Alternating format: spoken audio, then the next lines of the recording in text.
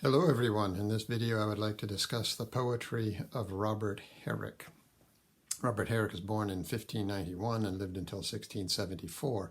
So if George Herbert's dates are an indication of how woefully short the lifespan could be in the 17th century, Robert Herrick is a good reminder that the average lifespan was just that, the average, and that some people lived to a great old age. Robert Herrick, for example, into his 80s. Robert Herrick was born in London, son of a jeweler. There are some who see in his finely wrought his miniature poems the kind of work, detail-oriented work that is necessary for a goldsmith. Be that as it may, he was well educated, attended Cambridge University, where he eventually took a master's degree.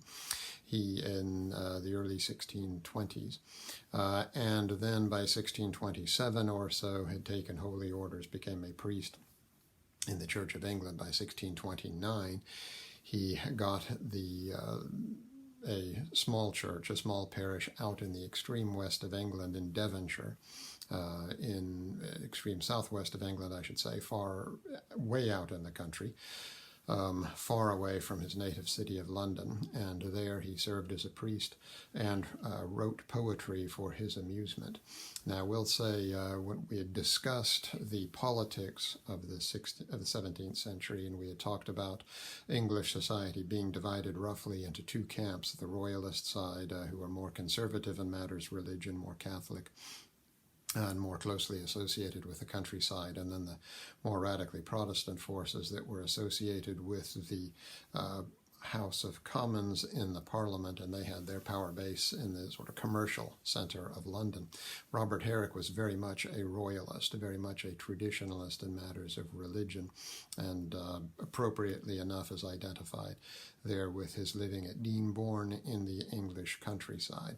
As the fortunes of the royalists waned in the Civil War, Robert Herrick was kicked out of his parish in the late 1640s. 1648, he returned to London and took his manuscript of poems with him, which he published in that year. So during the 1650s, when the Puritans were in charge and there was no king, Robert Herrick was out of his parish, but after the restoration in 1660 of Charles II, Robert Herrick was eventually, I believe in 1662, restored to his parish in Deanborn, where he lived until he died for the next 12 years until he died in 1674. So that's a brief biographical sketch of Robert Herrick. His place in English poetry. Well, his place in English poetry is assured because he's probably the greatest carpe diem poet in all of English literature.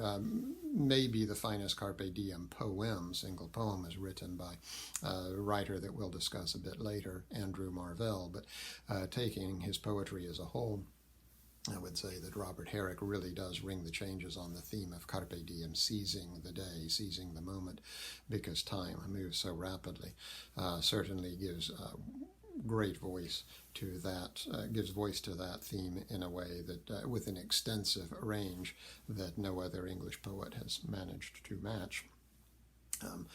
His role in 17th century English literature, in the same way that George Herbert, for instance, was a poetic heir of his friend John Donne and wrote religious metaphysical poetry, so also Robert Herrick is an heir of Ben Jonson.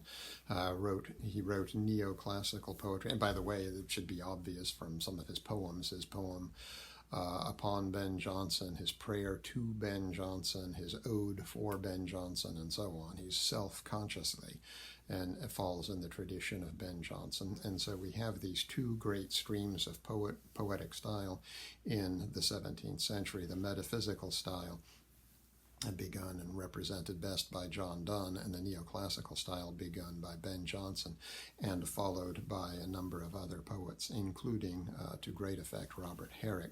So Robert Herrick is very much an imitator, a follower of Ben Jonson, I should say, as these poems about Ben Jonson would indicate. And the poems, and Herrick's poems themselves, bear the mark of the kind of classicism we discussed when we were talking about Ben Jonson. That is, they tend to be direct, they tend to be fairly simple in structure, and rhyme scheme, and they tend to be relatively easy to understand as compared with, say, some of Donne's poems, and they are filled with classical allusion. In fact, some of Robert Herrick's poems, I think, for example, of that poem, his Pillar of Fame, are direct imitations of great classical models from ancient Greece or Rome. His poems about drinking, for instance, are modeled very closely on the Greek lyric poems of Anacreon. So Robert Herrick is very classical in all those ways. However, he is his own person. He is not just a slavish imitator of Ben Jonson, heavily influenced by Ben Jonson, to be sure. But as I say, Robert Herrick takes this theme of Carpe Diem and has some truly insightful and thoughtful things to say about it in a way that goes well beyond Ben Jonson's sort of mentioning of the theme. The place to begin with Robert Herrick is always the first poem in the collected works. By the way, I should say in 1648, I should say that Robert Herrick is like a number of poets in the 17th century, including George Herbert, is the poet of one book.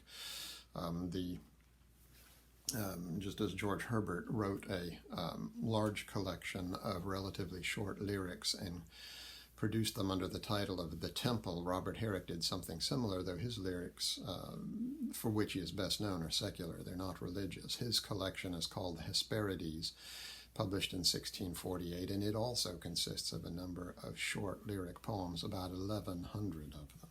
I should say that this volume of 1648 was divided into two sections, the first of which, and far and away the largest section of which, is the Hesperides. The second section is called the Noble Numbers, and the second section includes a number of religious lyric poems. They're not exactly metaphysical. They tend to be more simple and direct than the poems of Herbert and Donne, but our main focus will be his secular poetry collected in the Hesperides. A brief word about that title, Hesperos. You can hear the English word west in the Greek Hesperos.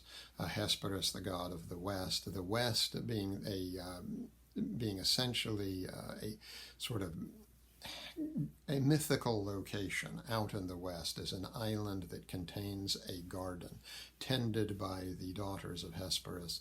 So in Greek, that ending des, meaning children of, so the Hesperides then is a garden presided over by the daughters of Hesperus. And it's where, essentially, it's an ancient Greek version of heaven. It's where good people went after they died, out there in the mythical west, probably beyond the Pillars of Hercules, maybe somewhere in the Atlantic Ocean, those places where the Greeks did not venture as seafarers. And so Robert Herrick, who is very classically oriented, takes this classical title, and it becomes his garden, essentially, of poems that he wrote when he was out in the West Country of England. More about that title later, but the place to start in the Hesperides is always with the first lyric in the collection, and that is the argument of his book. You might consider this a kind of table of contents or a kind of index of the themes that he is going to discuss in his poetry. I should say that this poem is characteristic of Herrick in that it is relatively short, it's direct, and its structure is very simple. Here we have rhyming couplets, rhymed A, B, B, none of the more complicated lyric and stanzaic structures that you get in John Donne or George Herbert. This is very simple and direct poetry, and as I say, discusses the kinds of themes, introduces the kinds of themes that Herrick will be discussing in this book. I sing of brooks, of blossoms, birds and bowers, of April, May, of June and July flowers. So there you go. In a nutshell, he's a poet of nature. He writes much about nature, and he writes about the changes in nature. And this is the wellspring of his concern with the Carpe Diem theme, that someone so steeped in nature is very well aware, sensitive to the fact that nature changes over time, and that what we have and enjoy in nature slips away over time. And so This is absolutely the heart of the kinds of things that Herrick writes about. I sing of maypoles. I want to spend just a moment on this business of maypoles. The maypole is an ancient European tradition. It goes back probably millennia. It's still a practice in some parts of Europe today, especially more traditional rural parts. I have an extensive family in the southern German state of Bavaria. The last time I was there, they took me to a Kirchweih, that is an annual church celebration that was held in spring. That was held, in fact, in the month of May. And there they erected a maypole. What they do is they go out, the villagers go out into the forest, they cut down a tree which is long and straight, the bole of which is long and straight. They take off the branches, and then they erect this maypole in the village square, and the boys and girls of a certain age, let's say 16 to 22 or so, dance around it. And so it's quite obviously a fertility celebration that celebrates the return of nature, the return of fertility and fecundity with the coming of spring. You can imagine what those boys and girls get up to after they're dancing. In fact, in the one that I saw, we all, after the dancing was over, everyone adjourned to these two large tents set up in the field nearby and drank large mugs of beer and sang songs and so on. Well, you can imagine what boys and girls might get up to then at such a celebration. And for this reason, and because it was a pagan fertility celebration, the Puritans, when they seized power, outlawed maypoles. So when Robert Herrick is saying here that he sings of maypoles, he's laying down a marker that that tells us much about his political or his cultural orientation when it comes to the cultural divide of the 17th century. Herrick is very much on the old traditional side, just as one might say that the model of his poetry was the ancient pagan classics. Even though he was a Christian priest, nevertheless, his heart is with those who are more traditional, that celebrate the old ways and not the newfangled Protestant ways that by decree say that these old ways should be done away with. So he sings of maypoles, hawk carts. One of his finest poems, probably my favorite poem by Herrick, is entitled The Hawk Cart. We'll discuss it in due course. The hawk cart is sort of a counterpart of the May Day celebration. If May Day is all about spring and fertility and fecundity, the hawk cart is all about the harvest festival. It's when the villagers go out into the fields and bring back cartloads weighed down with the harvest, and that's a very important celebration because that's the food that's going to get them through the coming winter. So if they have a good harvest, they celebrate it with a great deal of joy because they know they're going to survive another year. And the landlord on whose land they work holds a great feast for them and provides meat and cake and refreshments and this kind of thing. And so it also is a great celebration that celebrates the changes of times. I sing of maypoles, hawk carts, wassels, wakes, of bridegrooms, brides, and of their bridal cakes. I write of youth, so he writes about love and marriage. I write of youth, of love, and have access by these to sing of cleanly wantonness, sexual activity, though not prurient sexual activity. It's sexual activity that exists for Herrick in the context of fertility and fecundity and the moving on of life. I sing of dews, of rains, and piece by piece, of balm, of oil, of spice, and ambergris. So again, what should we say? Products of nature and natural phenomena. I sing of times trans-shifting, and you might take that perhaps as this, if you have to find a single one-phrase thesis for Herrick's collection of poetry, it would be that. I sing of times trans-shifting. As I say, he's very sensitive to the fact that time moves on. I sing of times trans-shifting, and I write how roses first came red and lilies white. I write of groves of twilights, and I sing the court of Mab and of the fairy king. That last line about the court of Mab and of the fairy queen shows us that Herrick, who is writing to some degree, his life overlaps that of Shakespeare, indicates indicates that he also participates in what was a kind of fad in those days to write literature about fairies and how fairies live in little flowers and take baths and dewdrops and this kind of thing. You can find Shakespeare indulging in this fad in Midsummer Night's Dream, that whole subplot about Oberon and Titania, the king and queen of the fairies, and Puck, who puts fairy juice in people's eyes to make them fall in and out of love. That kind of thing. I write of hell, and I sing and ever shall of heaven, and hope to have it after all. So the poem ends on a pleasing note there. I don't know that we need to say much more about that, other than that it is a delightful catalog of the kinds of things Herrick is going to write about. The first of his poems, beyond that kind of introduction or table of contents that I want to look at, is, and very briefly, is upon the loss of his mistresses, to show how sensitive Herrick is to the passage of time. I have lost and lately these many dainty mistresses, stately Julia prime of all, Sappho next a principal, smooth Anthea for a skin, white and heaven like crystal, and sweet Electra and the choice, Myrrha for the lute and voice, next Corinna for her wit and for the graceful use of it. With Perilla all are gone, only Herrick's left alone, for to number sorrows by, their departures hence and die. So here we have a poem written in octosyllabic couplets. We have iambic tetrameter, 4 iambs or 4 beats per line, and written in couplets. So it's a form of poetry that moves very quickly, and it's entirely appropriate choice for the theme.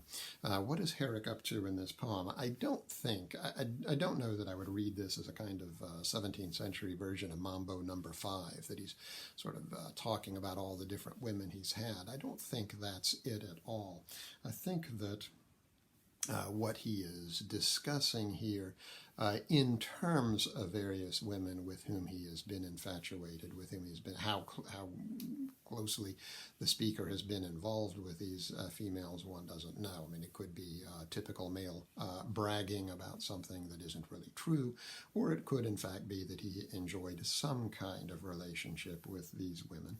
But at any rate, I think the point here is not so much the relationships with these women as the fact that they are all over and done, and that these women are the names that he gives us here, and no doubt these are all highly, shall we say, almost abstract classical names. I can't imagine that these are the names of real women by and large. These are sort of stock names from Greek and Roman literature for women. I think what he's doing here is giving us a variation on the theme of the passage of time. He's listing all of these names. They have all, these relationships are all over now. Perhaps even these women have died, and Herrick is left alone at the end of the poem. So when we get to the end of the poem, there he is alone and acutely aware of the fact that time has passed him by, and that the things we enjoy in life, the things we love in life, will eventually come to an end. All are gone, he says, only Herrick's left alone, for to number sorrows by. So these names are a kind of counter that reminds him that time is moving on. Poems also, broadly speaking, we might say in the erotic tradition, broadly speaking, about women, we might say, are two of the poems in your text upon clothes, Delight in Disorder and Upon Julia's Clothes, which are both short poems. Upon Julia's Clothes is very slight, just 6 very short lines, 2 short 3-line stanzas. And the both of them, I think, are relatively say very similar things.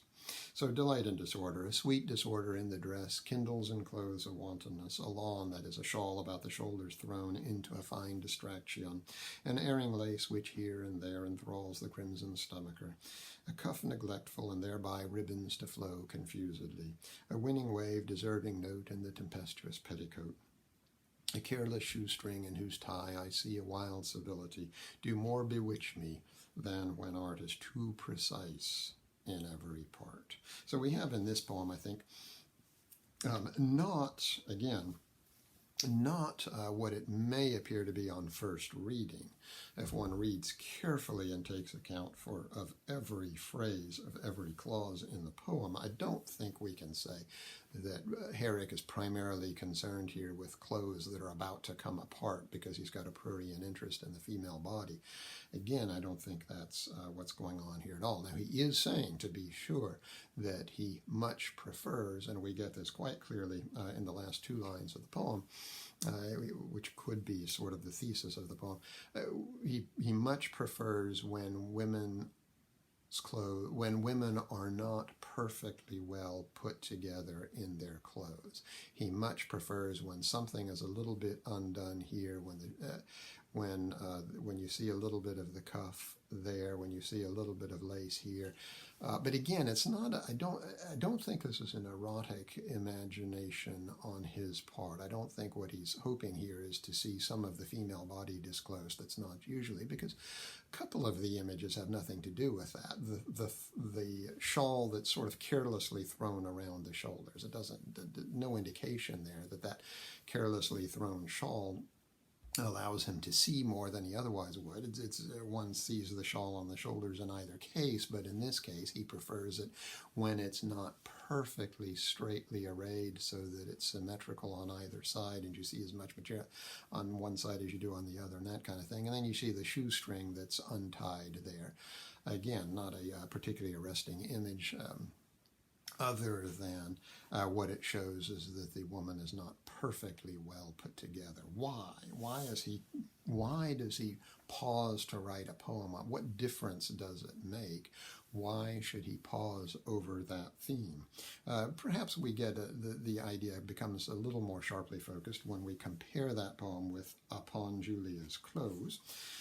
When as in silks my Julia goes, then methinks how sweetly flows the liquefaction of her clothes. Next, when I cast my eye and see that brave vibration each way free, oh, how that glittering taketh me. Now here we don't have a single image to suggest what he's talking about is wanting to see more of the female body. In fact, here he's really quite clear about saying what he likes about Julia's clothes is when they allow freedom of movement, and that's precisely the point of the previous poem. What he likes about the woman who's not perfectly well put together is presumably because it allows freedom of movement. The shoestring is freely undone. You see the cuff falls open a little freely, and so on. Whereas clothes that are so extremely well put together indicate a kind of restraint, a kind of closing in, whereas these two poems, I think, speak of clothing that allows greater freedom of movement. And that, I think, is what Herrick is after here.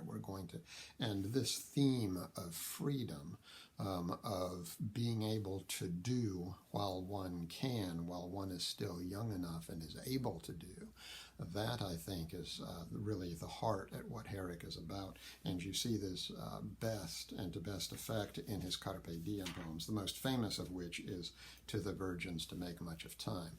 It was far and away the most popular of Herrick's poems in his own day, and remains so to this day.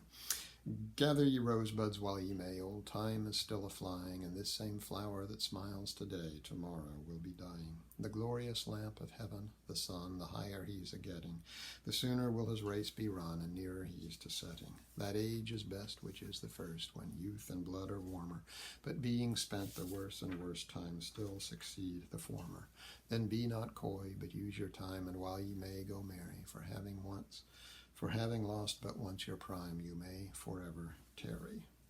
So, again, relatively simple structure here. We have the ballad stanza, essentially, the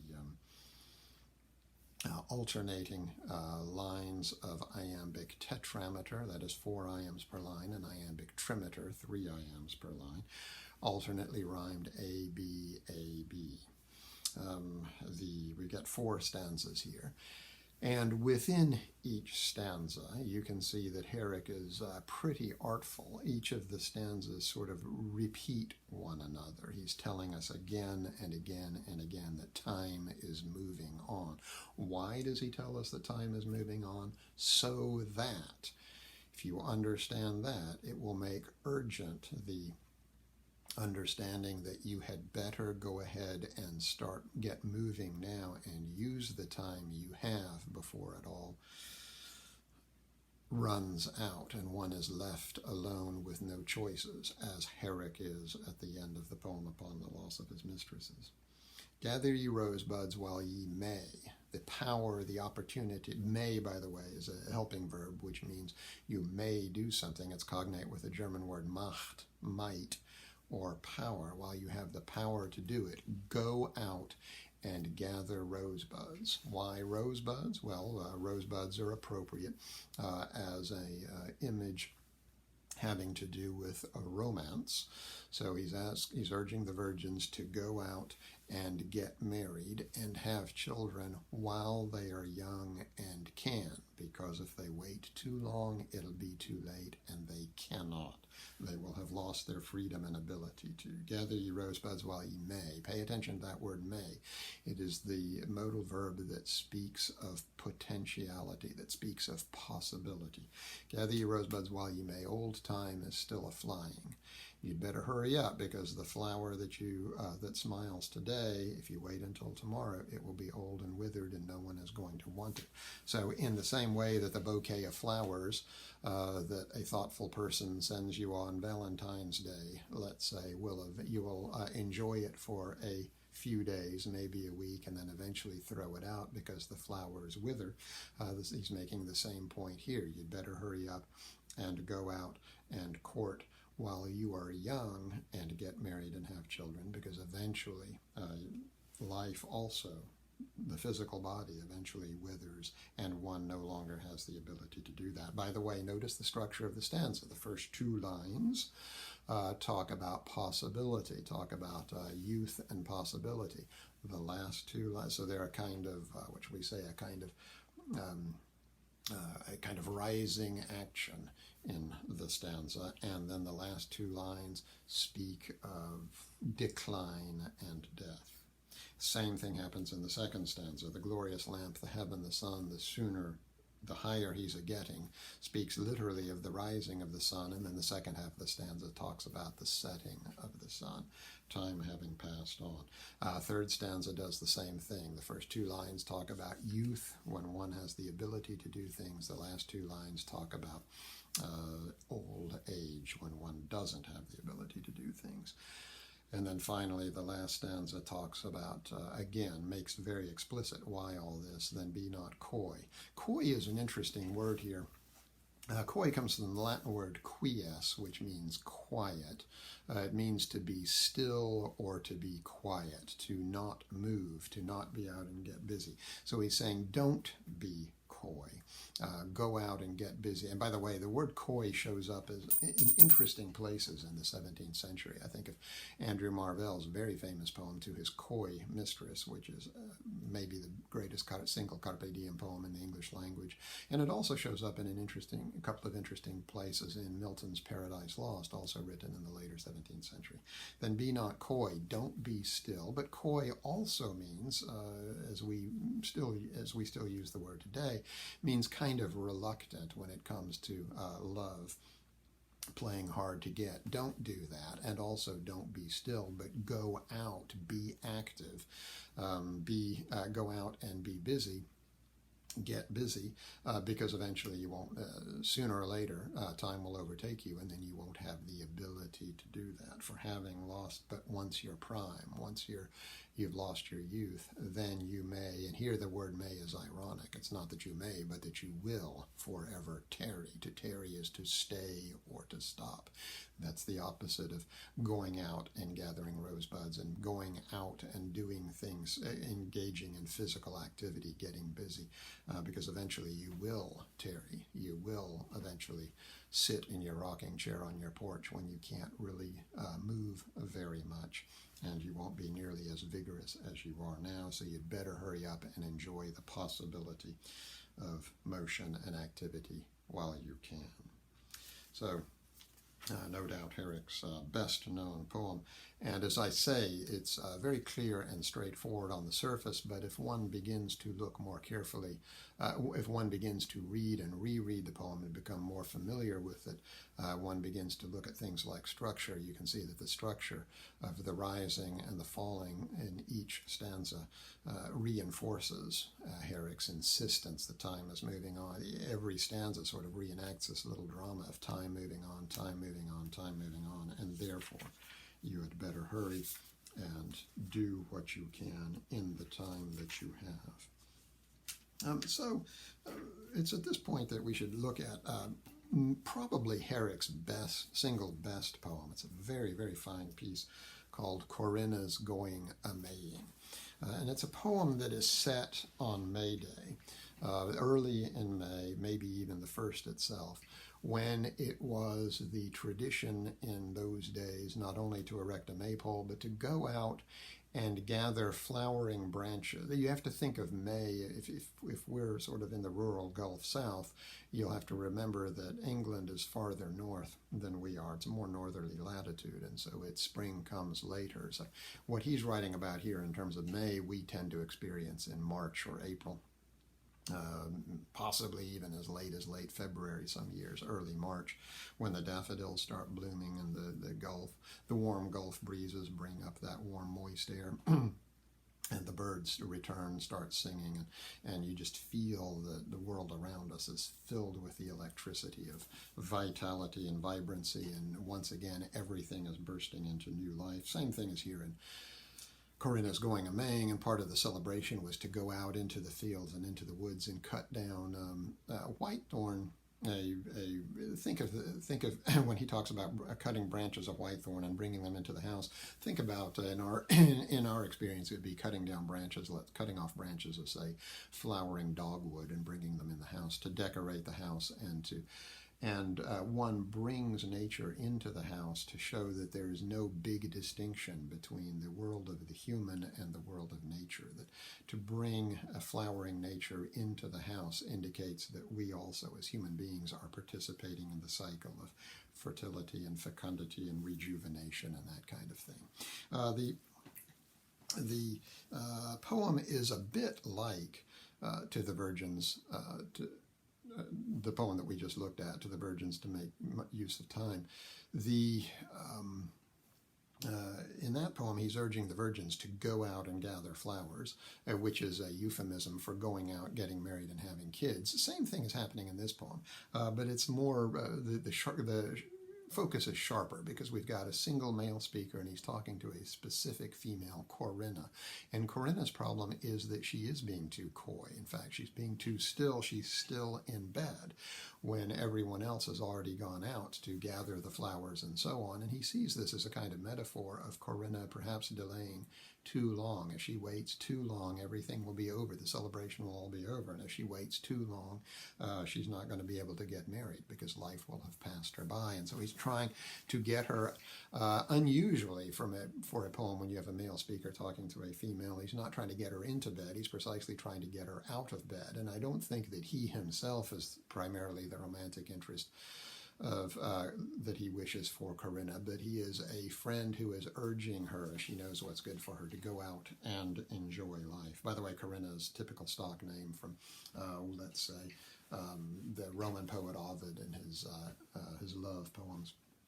It's a stock name for, the beautiful young Roman girl, let's say. Get up, for shame, the blooming morn. And by the way, notice that unusually for Herrick, this poem has rather more complicated stanzaic structures, though they are still regular. Get up, for shame, the blooming morn upon her wings presents the god unshorn.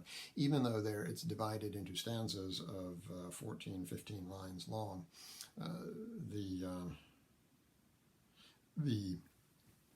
it's written primarily in couplets, and with a fairly regular meter. So the stanzaic structures can be a bit deceiving in this poem. Nevertheless, it's Herrick still writing in his favorite, in his favorite couplets. A very simple rhyming scheme, A, B, B, and so on. Get up for shame. The blooming morn upon her wings presents the god unshorn. So he's telling Corinna, the male speaker is telling Corinna to get up, right?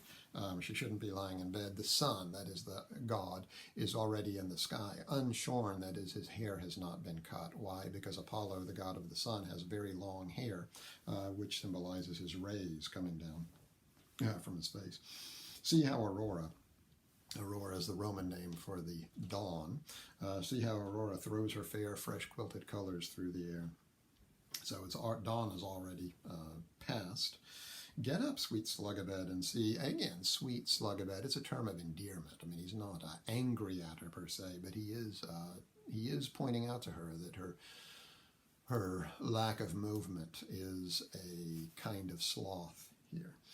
And it's not going to do her any good to be lying in bed. Get up, sweet slug-a-bed, and see the dew bespangling herb and tree. Each flower has wept and bowed toward the east above an hour since, yet you not dress so wet. The flowers have wept, that is to say, dew has already fallen on the flowers, and you can see the dew drops on them. They've already turned their faces to the east to follow the sun already an hour since, but she's not even dressed, not so much as out of bed. When all the words have matins said, an interesting idea, that subcurrent that runs through this poem is that the true religion is the old pagan religion of nature, which is odd for an Anglican priest to be writing in that way. And here you have the birds singing matins. Matins is is one of the old Catholic prayer services set in the morning. It was taken over by the Anglican Church and has become their version of morning prayer. So it's the birds who've already said their prayers, so Corinna needs to hurry up and get out of bed. So this old pagan religion set having to do with nature and fertility and fecundity, this pre-Christian religion then kind of identified as a kind of pious Christianity, a kind of pious Christian duty. They've already said their matins and sung their thankful hymns. Nay, 'tis sin, nay, profanation to keep in. Profanation is to take something holy and use it for profane or secular purposes. So this operates on two levels. He's saying it's really it's sort of an offense against God not to go out and enjoy the beauties of nature he's given us and not to take part in the cycles of nature by which he governs the universe. And then also, on the more practical level, this is your mother telling you when you were watching TV on a beautiful spring or summer day, turn off that TV, go outside and play. It's a sin to be inside on a day like today. It's exactly what Herrick is talking about, right? It's a sin, a profanation to keep in. When as 1,000 virgins on this day spring sooner than the lark to fetch in May.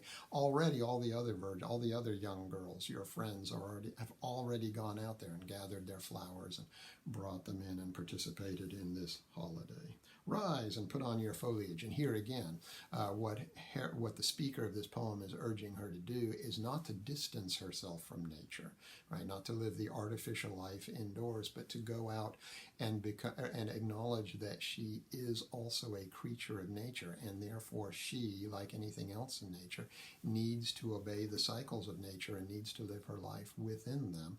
Otherwise, time is going to pass her by, and then it'll be too late. Rise, put on your foliage, that is, get dressed, which we might see as a kind of artificiality that distinguishes man from nature. But by calling it her foliage, her leaves, Herrick is more closely associating her with nature. Rise, put on your foliage, and be seen to come forth like the springtime, fresh and green. So he wants her to be like spring. He wants her to be part of the natural world, and sweet as Flora, the goddess of flowers, for whom Florida no doubt is named, and maybe even Florida for all I know. Take no care for jewels for your gown or hair. Fear not, the leaves will strew gems in abundance upon you. So these dewdrops that are still glistening on the leaves overhead as she walks by, they'll drop on her, and that so she won't need to put on any jewelry. She won't need to take time looking for it and putting it on. That'll be her jewelry. Those will be her gemstones glistening in the sun. Besides, the childhood of the day has kept against you come some orient pearls unwept. So early in the day, the dewfall she'll receive some of those secondhand. Come and receive them while the light hangs on the dewlocks of the night, and Titan on the eastern hill. Titan is the sun god. On the eastern hill retires himself, or else stands still till you come forth.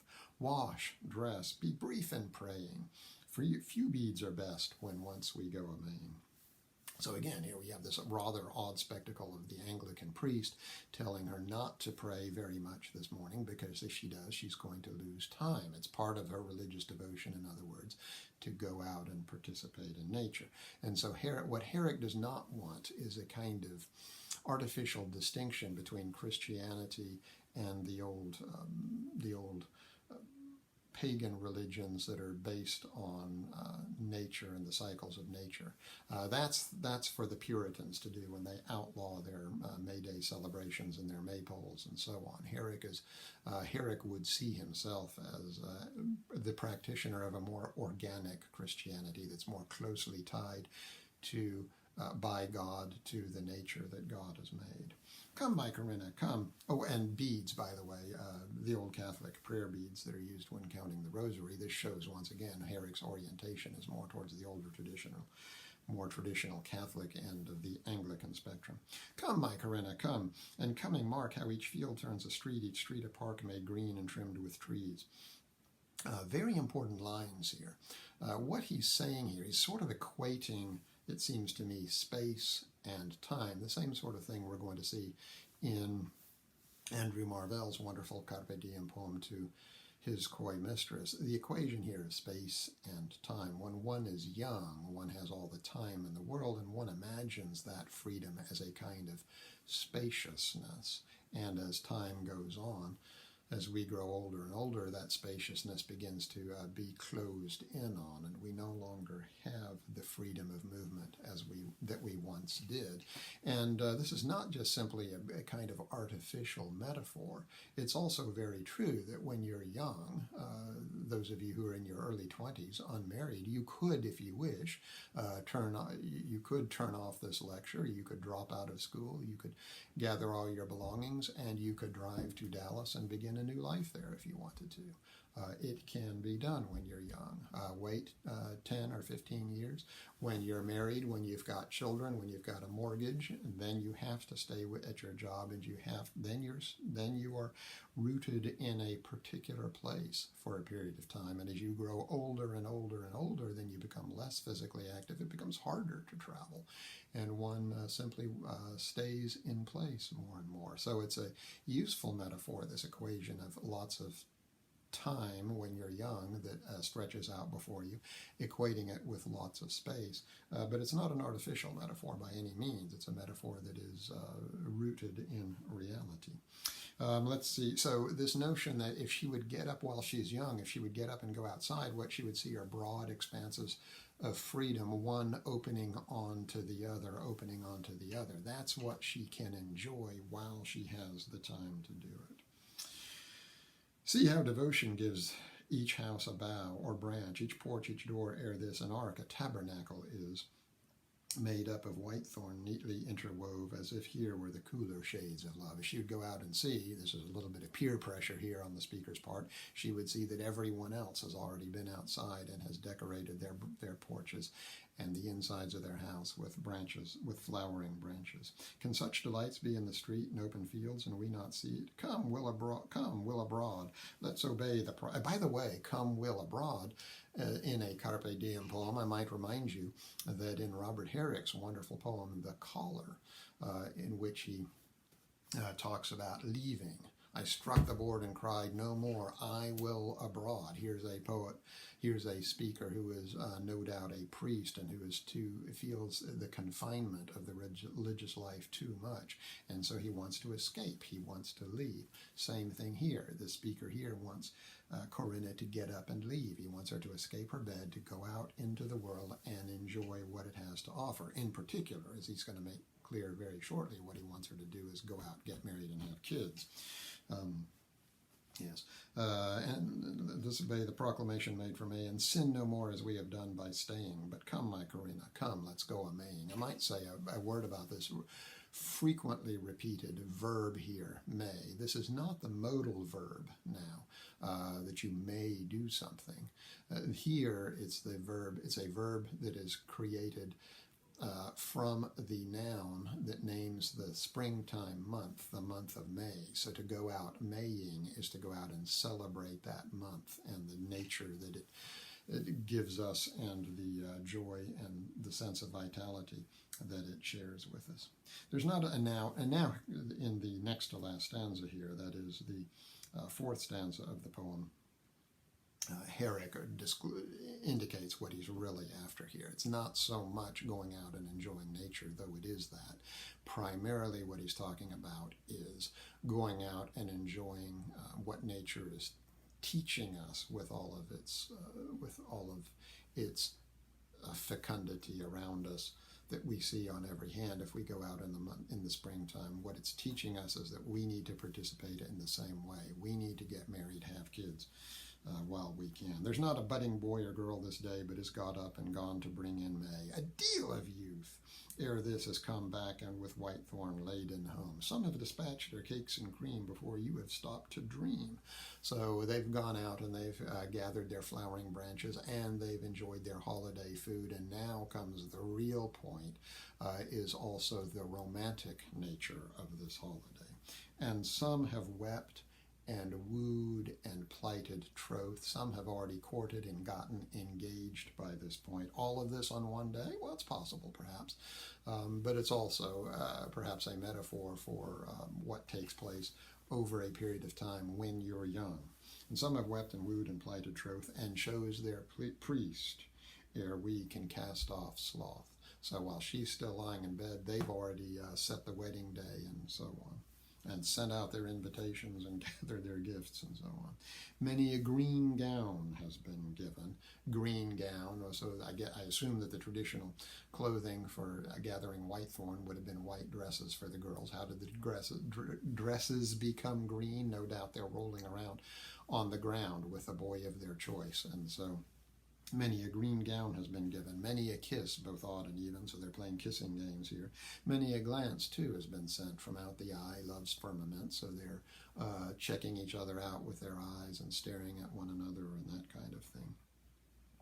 Many a jest told of keys betraying this night and locks picked, yet we're not a-maying. So you don't need to be a Freudian there to figure out what kind of jokes he's talking about keys going into the locks, and boys going into girls' rooms and that kind of thing. Come, let us go while we are in our prime, and take the harmless folly of the time. So again, in the same mood of the rest of the poem, a kind of jollity, a kind of urgency, a kind of vitality there.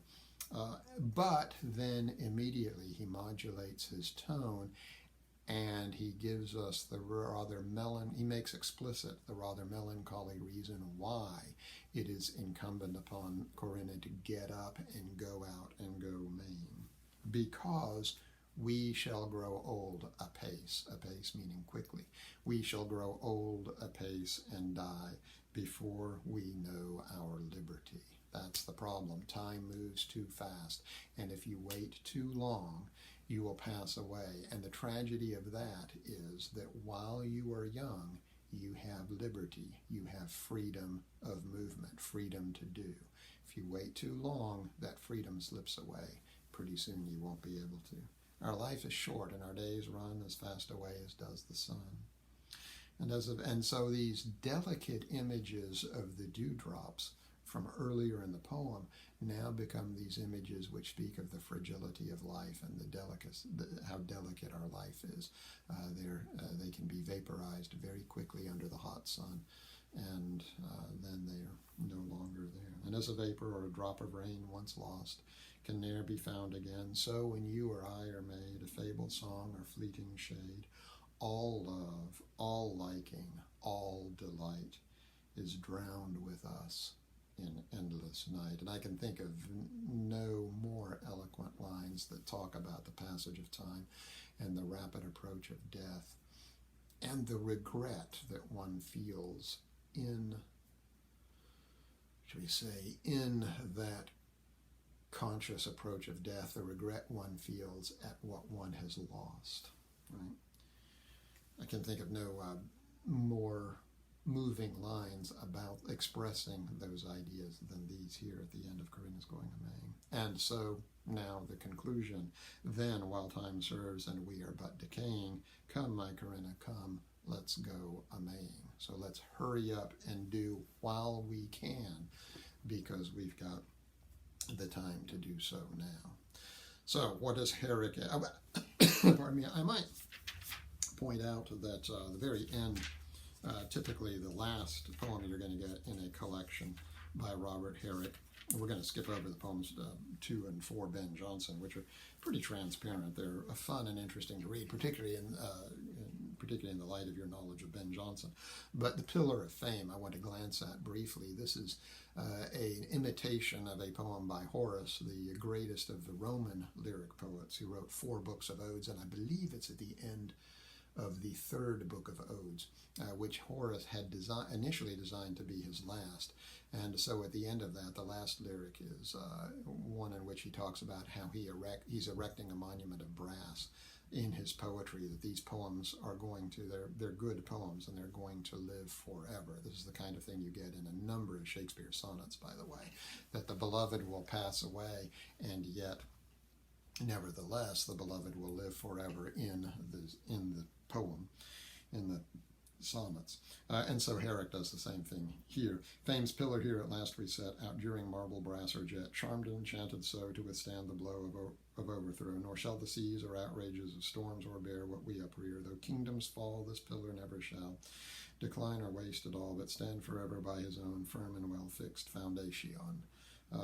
And so this is close imitation of Horace's ode is telling us in typical Renaissance fashion that this poem, and indeed all of the Hesperides, are going to stand the test of time, and so he'll gain a kind of immortality this way. Though notice that even though this is not quite a Carpe Diem poem in the sense that it doesn't talk about how we're going to lose everything. He's setting up a poem that will sort of counteract the passage of time. Nevertheless, it is a poem that is inspired by the fact that time passes.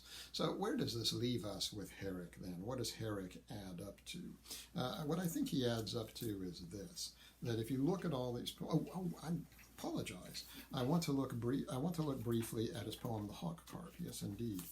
Very fine poem, and we can't do without reading that. It also is an octosyllabic couplets. It moves very quickly, and it's just a wonderful, cheerful, delightful poem until the very end, where once again he reminds us of the passage of time, and you get this wonderful picture of the sheer delight and joy of the harvest felt celebration. Come, sons of summer, by whose toil we are the lords of wine and oil, by whose tough labors and rough hands we rip up first, then reap our land. So the cycle of sowing and then reaping the fields. Crowned with ears of corn now come, and to the pipe sing harvest home. So sing the songs about how we're bringing our harvest back, and we're going to fill our storehouses so that we'll be able to carry through the winter. Come forth, my lord, and see the cart dressed up with all the country art.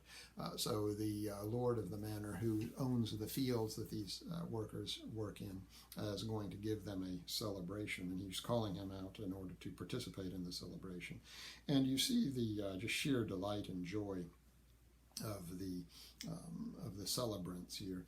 See here a malkin, there a sheet, as spotless pure as it is sweet. The horses, mares, and frisking fillies, clad all in linen, white as lilies. The harvest swains, that is the country boys, the country lads. The harvest swains and wenches bound for joy to see the hawk cart crowned. About the cart Hear how the rout of rural younglings raise the shout, pressing before, some coming after, those with a shout, these with laughter. Some bless the cart, some kiss the sheaves, some prank them up with oaken leaves. Some cross the fill horse, some with great devotion stroke the home-born wheat, while other rustics less attent to prayers than to merriment run after with their breeches rent. Well on, brave boys, to your lord's hearth, glittering with fire, where for your mirth ye shall see first the large and chief foundation of your feast, fat beef, with upper stories mutton, veal, and bacon, which makes full the meal, with several dishes standing by, as here a custard, there a pie, and here all tempting frumenty. And for to make the merry cheer, if smirking wine be lacking here, there's that which drowns all care, stout beer, which freely drink to your lord's health, then to the plough the commonwealth, next to your flails and fans your fats, then to the maids with wheaten hats, to the rough sickle and crooked scythe, dance, drink, frolic, boys, till all be blithe. So this wonderful depiction of the hart cart coming in from the fields, going to the manor, to the big manor house, the people laughing and dancing and singing around it, drinking their wine, drinking their beer. It's just absolutely delightful depiction, and the reveling in the sheer amount of food. You can imagine food, more precious commodity then than now, but the sheer abundance that they have at this particular moment when all of it is brought together in one space. But that joy and celebration is tempered by the realization that time moves on, right? We've now come to the rest from our labors. We can enjoy our time, but eventually, with the coming of the spring, new labors will call us forth, and life will become difficult again. And know besides, you must revoke the patient oxen to his yoke. Be mindful that the laboring neat, that is the livestock, as you may have their fill of meat. So make sure they also participate, that the animals participate in the May Days, in the autumn festival. Make sure that you feed them. Why? Because they have to gain strength as you do in order to do it all again in the springtime. And know besides, ye must revoke, vocare in Latin, to call, so revoke is to call back. Ye must revoke the patient ox unto his yoke, and all go back unto the plough and harrow, even though they're hanged up now for the winter. And you must know your Lord's words true. Feed him you must, whose food fills you. Right now he's filling you, he's providing you with this feast. But you're going to spend the next spring, summer, and autumn working to fill him. Feed him you must, whose food fills you, and that this pleasure is like rain, not sent you for to drown your pain, but for to make it spring again. So joyful and happy though this celebration is, nevertheless it's transitory, right? The end of this celebration, we become reminded that once again, with the coming of the next year, life becomes hard and difficult. So we have here, once again, the typical movement of a Herrick poem. Right now, enjoy the moment, enjoy the feast and the celebration, because eventually spring will come around again and life will be hard and difficult. One will have to go out and participate in the back-breaking agricultural labor of the fields. So where does this leave us then with Herrick? And well, it leaves us, I think that what Herrick is getting at is this. Again and again in his poems, he wants to tell us that just as there was a period of his life out there in this heavenly kind of West country, in the Hesperides, where he could freely write these verses and indulge his imagination, so also when all of us are young, we have a period of time, let's call it the May of our lives, when we may go out and get married and have children and engage in living life. And we had better hurry up and do that, because a fortiori in the 17th century, when life expectancy was shorter than it is today, soon enough life will become difficult and hard. Those broad open vistas that Corinna enjoys, those fields that the virgin should go out into to gather the rosebuds, eventually are going to be closed off to us. We're eventually going to be shut up in our little room, in the old folks' home perhaps, in a wheelchair, where we're not going to have nearly as much freedom of movement. Then we will wish that we had used our time when we had it. And that, I think, is what Herrick is about. And if you go back and think about the poems about women's clothes, the same theme there, that what he likes about women's clothes is when the clothes that permit freedom of movement. Soon enough, we're all going to be bound up in our funeral clothes and won't be able to move. But now, while you're young and beautiful and you have the ability, allow yourself the freedom of movement. Allow yourself to go out and enjoy the beauties of the wide, wide world, because soon enough, there's no point in lying in bed this morning. Your bed is about as big as your coffin. Soon enough, you will forever tarry, as he says at the end of To the Virgins, to make much of time. And so now is the time to get out of bed and to go out into the broad, open world and participate in the world that nature has poured forth for us to enjoy, because if we don't, soon enough, we'll not be able to.